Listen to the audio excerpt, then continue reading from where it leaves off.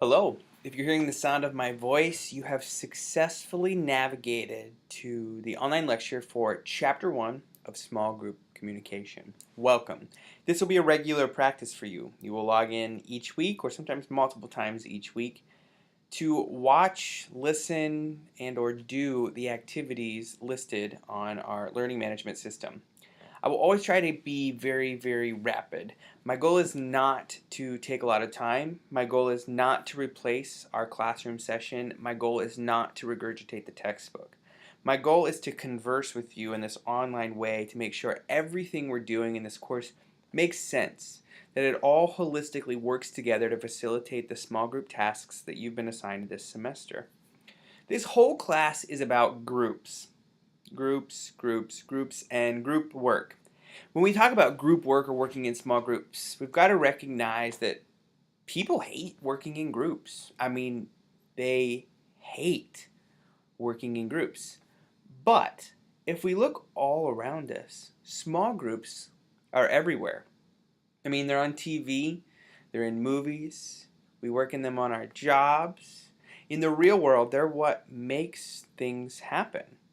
We're part of small groups at church, political rallies, activism, and social change is built on the work of small groups. So small groups are really, really important.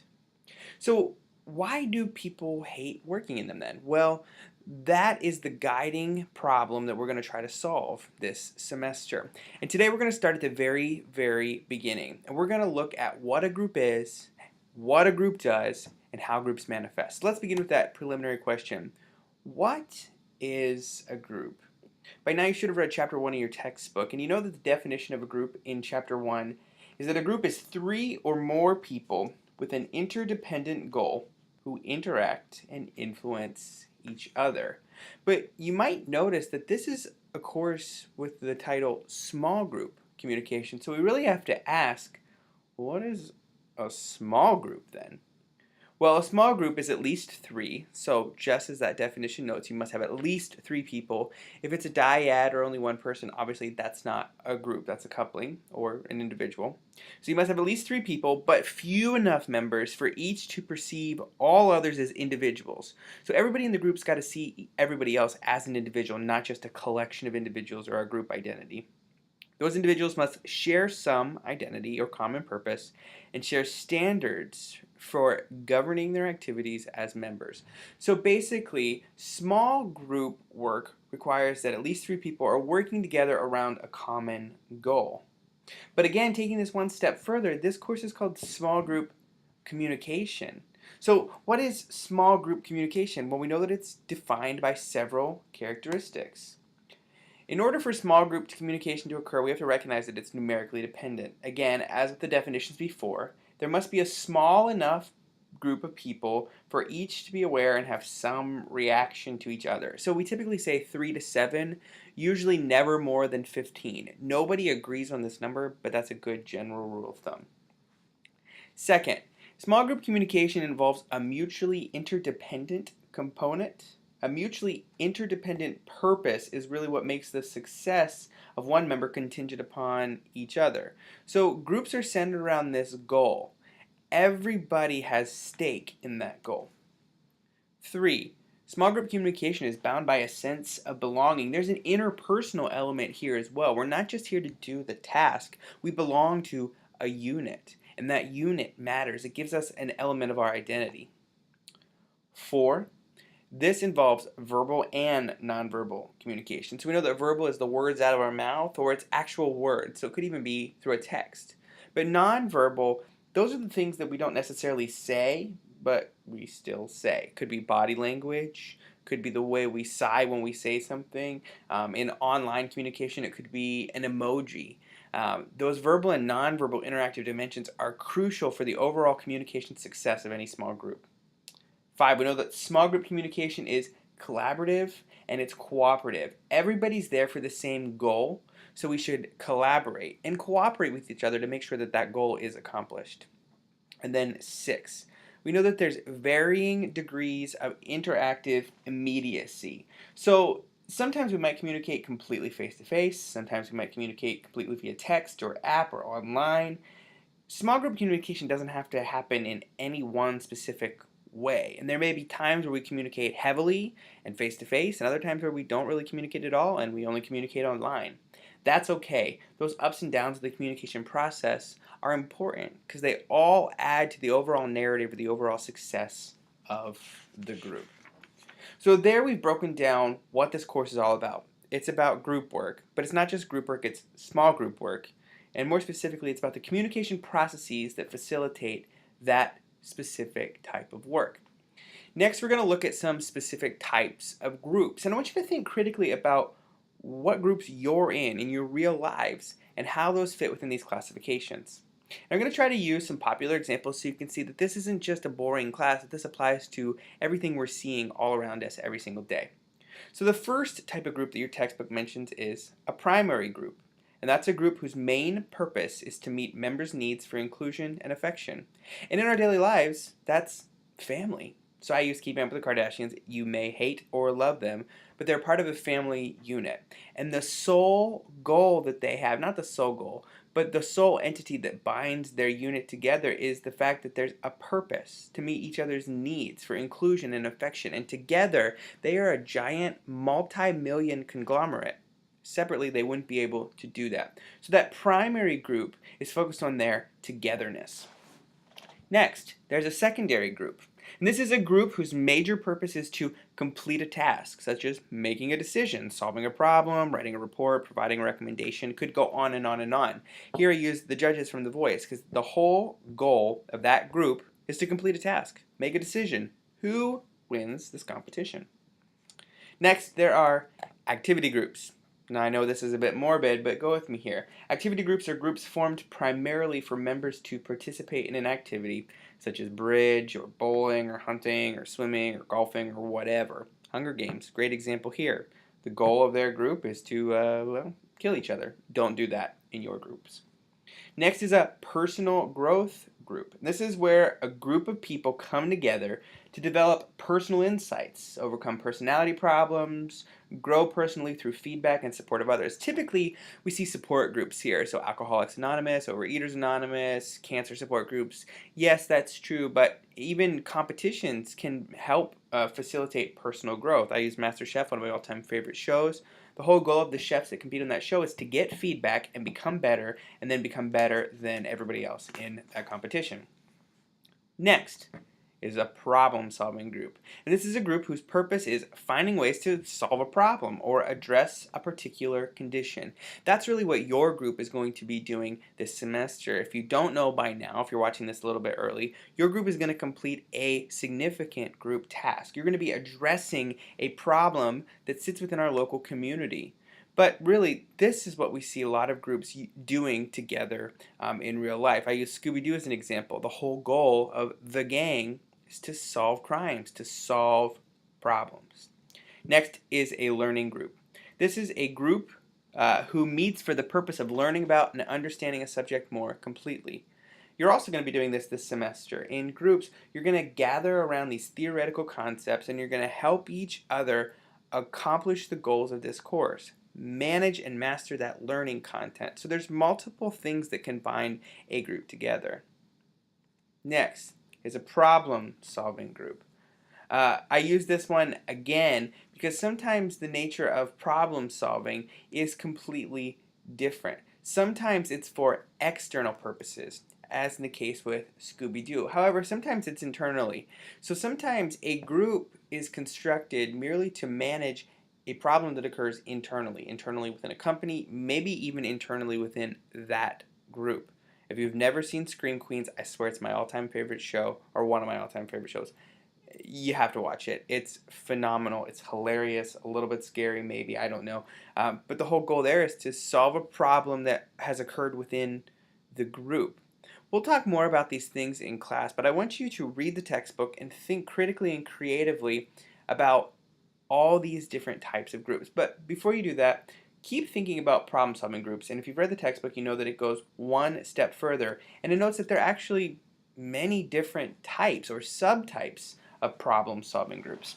First, it notes that there are committees, which is a small group of people who are given an assigned task or responsibility by a larger group. Really, that's what's happening here. I've put you in committees, small committees, and I, the person in charge of this course, have charged you to go out and do something. You have a task to accomplish. Then there are ad hoc committees, and these are groups that go out of existence after the specific task they've been commissioned to do has been completed. You are also like an ad hoc committee for after you complete the task or when the semester's over, dude, you're done. You're out. So you're only standing and you're only convening around this problem for a specific amount of time. On the flip side, there are standing committees. These are groups who are given an area of responsibility that include many tasks and continue indefinitely. At the University of South Florida, Sarasota, Manatee, I served as the director or chair of the Chancellor's Advisory Council on Diversity, Equity, and Inclusion. That was a whole task, or is a whole task, focused on fostering diversity and equity on campus. That was a standing committee. It never stopped. Once it was commissioned, it kept going and keeps going to this day because that's an issue that continuously presents itself no matter how seasons come and go and change.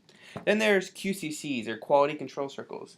These are groups of employees who meet on company time to investigate work-related problems and make recommendations. These are basically people who are employed by a company and paid by a company to solve that company's problems.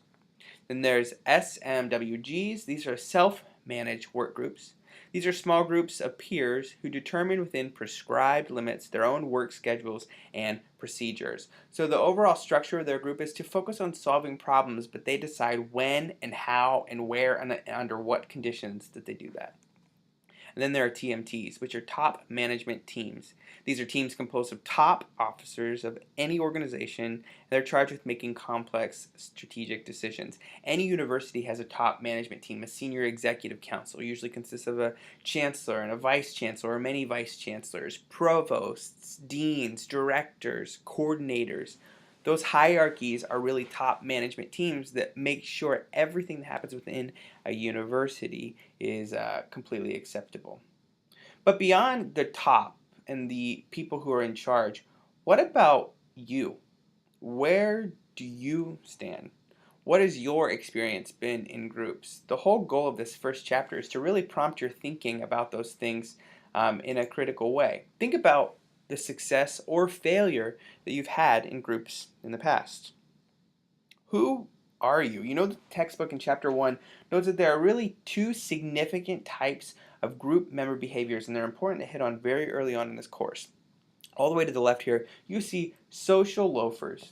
Those are people who make the absolute most minimal contributions to a group, and they assume that other members are going to pick up the slack. When we talk about why people hate working in groups, it's because of people like that, people who don't do their fair share.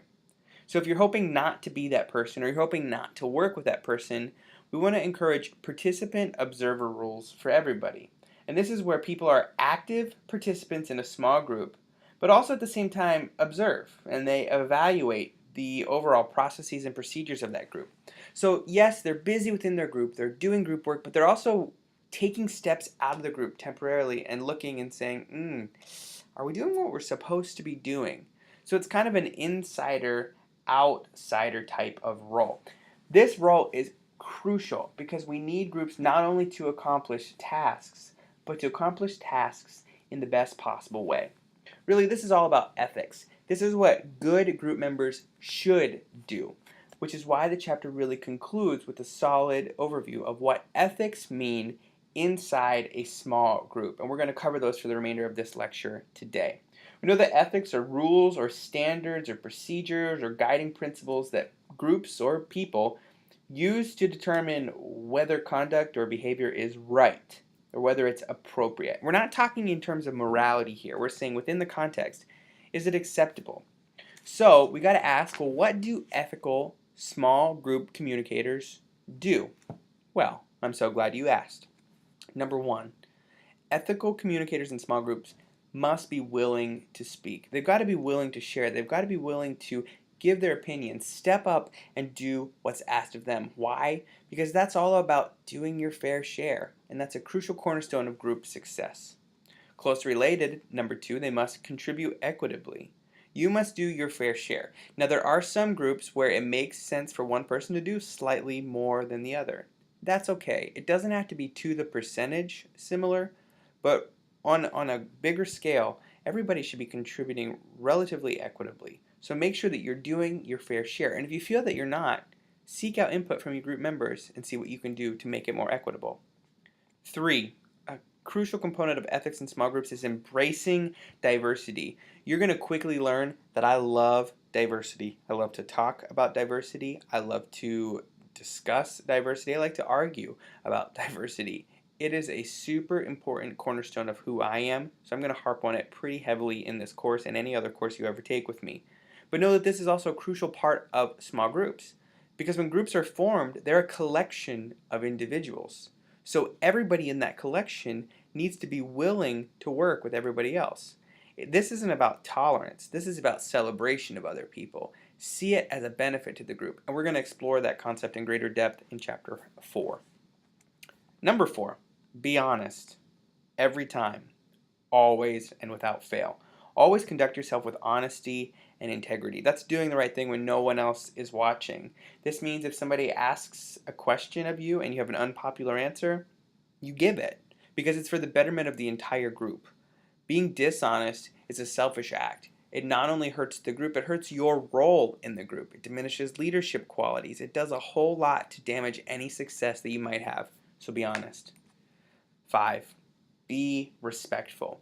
Even when you don't agree, even when you're uncomfortable, and even when you argue. And here's a tip, you will argue in your groups. That's okay. It's all part of the process. But if you put RESPECT, as Aretha Franklin so delicately put it, if you put it at the forefront, those arguments will be mostly about the task, and they won't be interpersonal. They won't cause permanent personal damage. Instead, they'll facilitate a better decision-making process and a better final outcome. And then 6th, part of being equitable, part of being respectful, part of doing your part is to be thorough and analyze. As a group, you don't want to just do the bare minimum. And in this class, you're going to be tempted to do just that. Do the bare minimum you need to squeak by. That's not best practice. That's not going to set you up for success in the future. Instead, focus on being very thorough.